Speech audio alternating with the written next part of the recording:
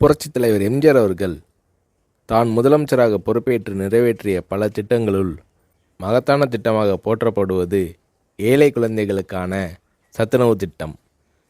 எம்ஜிஆர் அவர்கள் தன் இளமை காலத்தில் வறுமையின் கொடுமையை அறிந்திருந்தார்.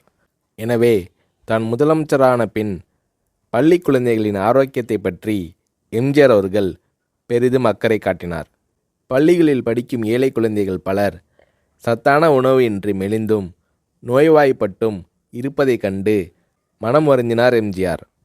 ஏற்கனவே தமிழக பள்ளிகளில் பெருந்தலைவர் காமராஜர் ஆட்சி காலத்தில் தொடங்கப்பட்ட மதிய உணவு திட்டம் நடைபெற்று கொண்டிருந்தது. எம்ஜிஆர் அத்திட்டத்தை 1/7/1982 அன்று சத்துணவு திட்டம் என்ற பெயரில் பயனுள்ள திட்டமாக மாற்றினார்.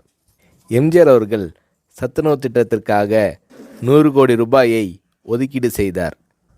முட்டை, காய்கறிகள் அதிகம் கலந்த சத்துள்ள உணவு 5 முதல் 14 வயது வரை உள்ள குழந்தைகளுக்கு வழங்கப்பட வேண்டும் என்பதே சத்துணவு திட்டத்தின் குறிக்கோளாகும். இந்திய பொருளாதார முன்னேற்றம், தொழில் முன்னேற்றம் என்பதை விட இன்றைய குழந்தைகளின் பசியும் ஆரோக்கியமும் அவசியம் என்பதை உணர்ந்தே சத்துணவு திட்டத்தை நான் அறிமுகப்படுத்தினேன் என்று சத்துணவு திட்டம் பற்றி எளிமையாக விளக்கமளித்தார் எம்ஜிஆர்.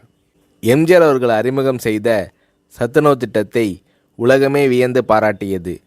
மேலை நாட்டு தலைவர்கள் மற்றும் மக்கள் தொண்டு அமைப்புகளும் இத்திட்டத்தால் ஈர்க்கப்பட்டனர்.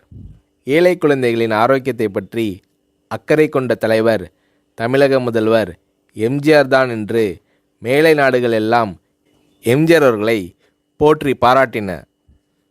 எம்ஜிஆர் அவர்கள் தான் முதலமைச்சராக பதவி வகித்த போது தீட்டிய நல்ல பல திட்டங்களால் எம்ஜிஆர் அவர்களை புரட்சித் தலைவர் என்று மக்கள் பாராட்டத் தொடங்கினர்.